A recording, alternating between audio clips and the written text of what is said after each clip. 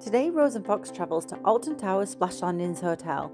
Come join us as we check out the room, the hotel, and the many attractions that Alton Towers has to offer.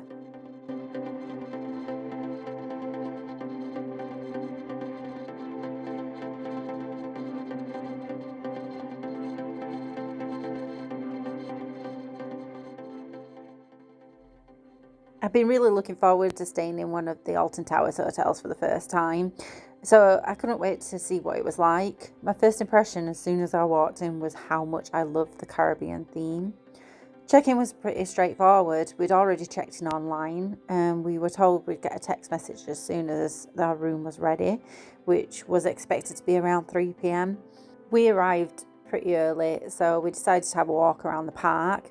But then we did get a text message to say our room was ready earlier than we expected, so I thought that was really good service. Here we are at our room, number 1153, which was the floor below the lobby. So as soon as you walk in, your clothes storage is by the side of the door. Not masses of space, but absolutely fine for a one night stay. I'm just loving how the Caribbean theme runs throughout the room, from the lampshade to the coffee and tea tray to the fabrics on the chair, on the bed, you name it. I think it's super cute. So not quite sure if they used to have a fridge in this cupboard, but I think the room would definitely benefit from one. You get a TV and a fan. I thought the fan didn't work until I discovered that there was only one plug socket behind the TV. So if you want both on at the same time, you can't. We booked a standard room which came with a double bed and bunk beds. So it slept a family of 4. Again, loving the throws, super cute. And let's check out the bathroom.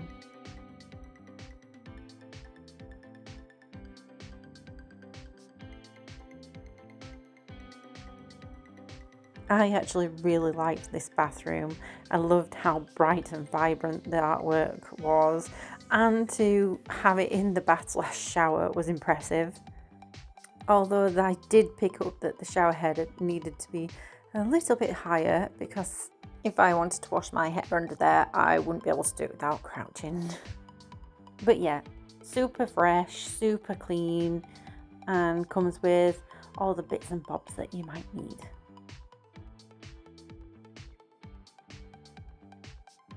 Yeah. Not recording.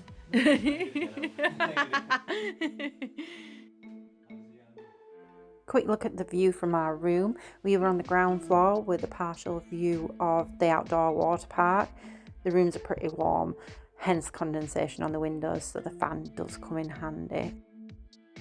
So we decided that we were going to check out the main Alton Towers hotel for a drink first.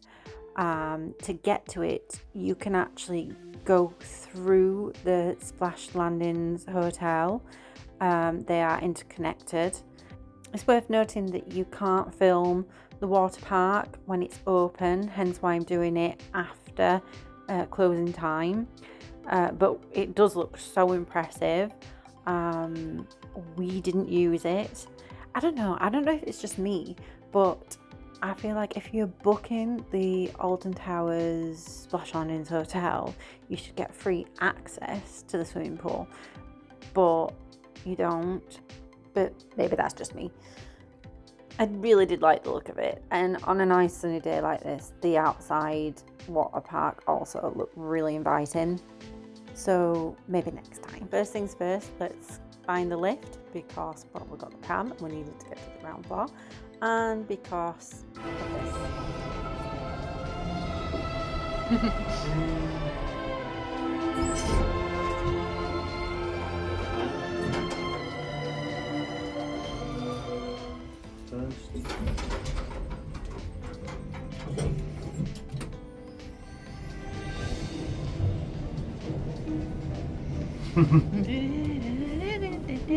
Okay, we didn't actually go straight down to the ground floor. We actually ended up riding up and down in the lift to see what different music would play. Whilst Jordan was at the bar grabbing us some drinks, I went outside to check out the grounds, which I was very impressed with. They were very pretty. I loved the fountain, and across the lake, would you call it a lake, is the CBeebies Hotel. That's where we'll take Arthur when he's a little bit older, as it's really well catered for children, and I know he'll love the entertainment.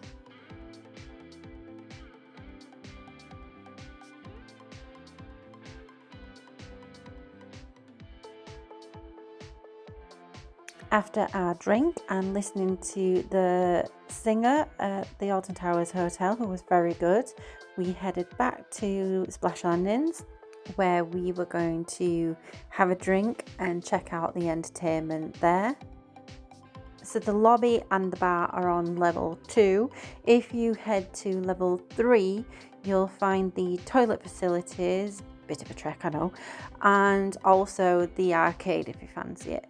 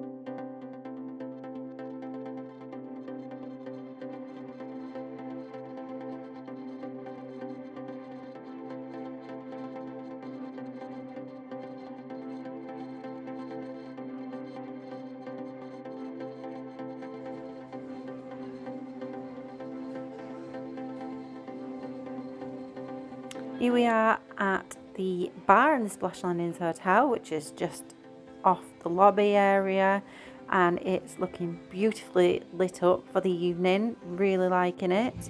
The entertainment was some music, some singing, and a general knowledge quiz.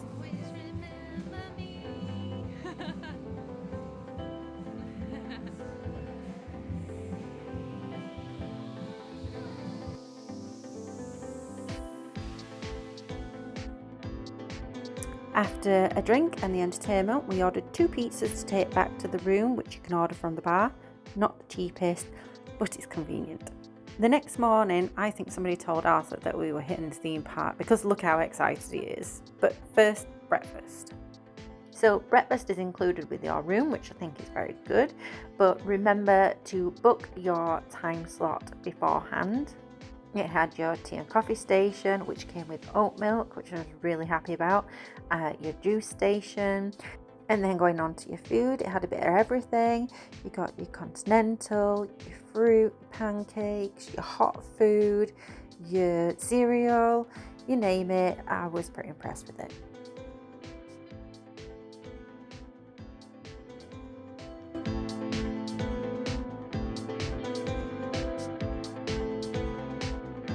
Before we left the hotel, checkout being 10 a.m, we thought we'd grab a quick photo opportunity.